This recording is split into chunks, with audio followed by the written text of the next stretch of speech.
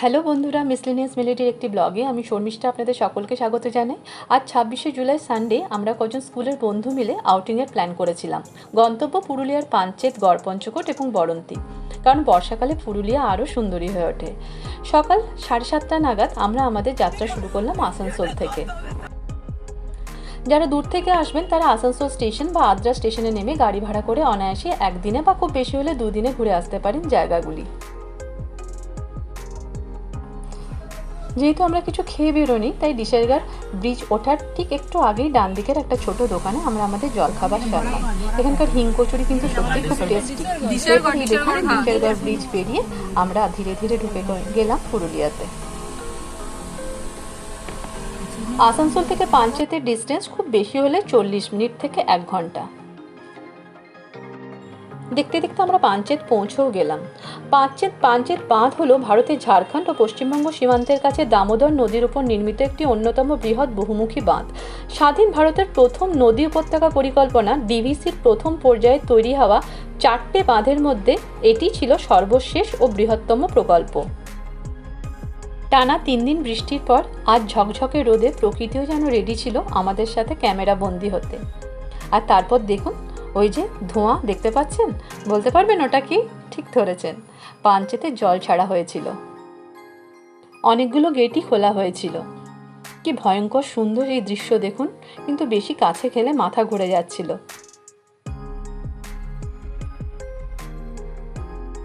ড্যামে বেশ কিছুক্ষণ সময় কাটিয়ে আমরা বেরিয়ে পড়লাম গড়পঞ্চকোটের উদ্দেশ্যে। এই সময় দুদিকে জঙ্গলের মাঝে খালি রাস্তায় বন্ধুদের সাথে হাতে হাত মিলিয়ে পায়ে হেঁটে যেতে যেতে সে স্কুলের দিনগুলোতে পৌঁছে যাচ্ছিলাম। খুব ভালো লাগছিল জানেন।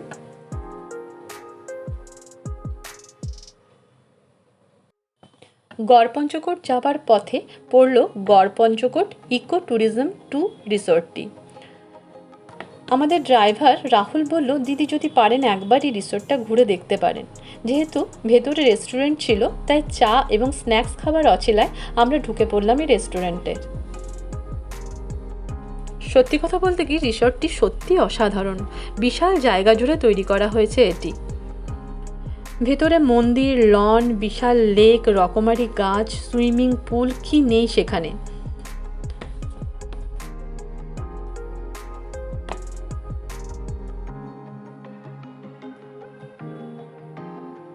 এই রিসর্টটির মধ্যে সবথেকে ইন্টারেস্টিং লেগেছিল আমার ঝিলটি, এবং ঝিলটির ওপরে একটা বোট। এই যে দেখুন, এই বোটটা চলে কিনা বলতে পারবো না, তবে ফটো সেশনের জন্য কিন্তু দুর্দান্ত এই জায়গাটা।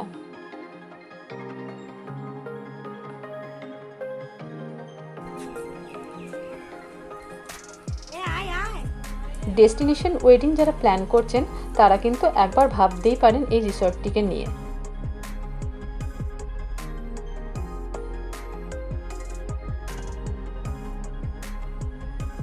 এরপর এই রিসোর্টেরই রেস্টুরেন্টে চা এবং স্ন্যাক্স খেয়ে আমরা বেরিয়ে পড়লাম গড়পঞ্চকোটের উদ্দেশ্যে।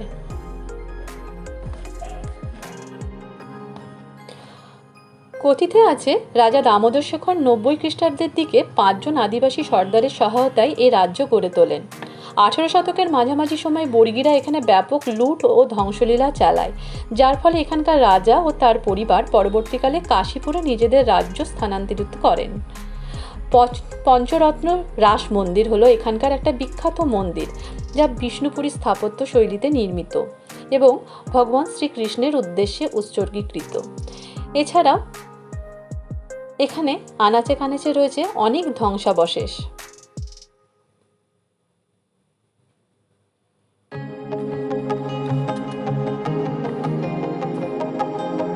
যেমন ধরুন, ইনি হলেন পাতাল হনুমান। স্থানীয় বাসিন্দাদের মতে পাশে দেখুন একটা সুড়ঙ্গ, এই সুড়ঙ্গ থেকেই নাকি ওনাকে পাওয়া গেছিল।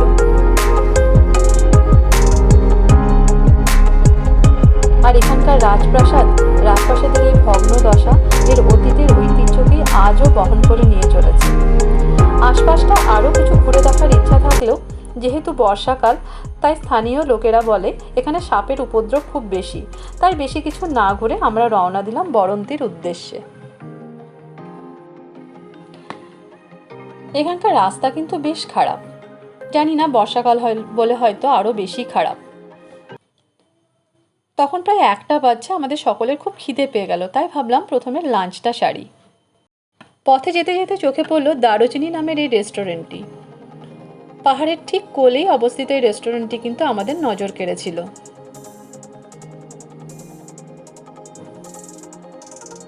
আমাদের মধ্যে যেহেতু অনেকেই ভেজিটেরিয়ান, তারপর শ্রাবণ মাস, তাই সবাই মিলে ঠিক করলাম আমরা ভেজ থালি নেব।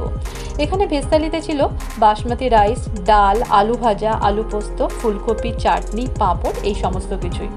খাবারের কোয়ালিটি বলবো কিন্তু অ্যাভারেজ, খুব ভালো কিন্তু নয়।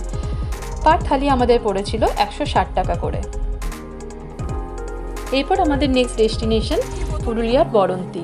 পুরুলিয়ার রঘুনাথপুরে অবস্থিত একটা অত্যন্ত জনপ্রিয় পর্যটন কেন্দ্র হলো বড়ন্তি। এখানে যে জলাধারটি রয়েছে তা মূলত স্থানীয় মানুষদের জলের চাহিদা এবং চাষাবাদের কাজে ব্যবহৃত হয়। বড়ন্তিতে ড্যামের জলে পাহাড়ের এই রিফ্লেকশনটা আমার ভীষণ প্রিয়, জানেন।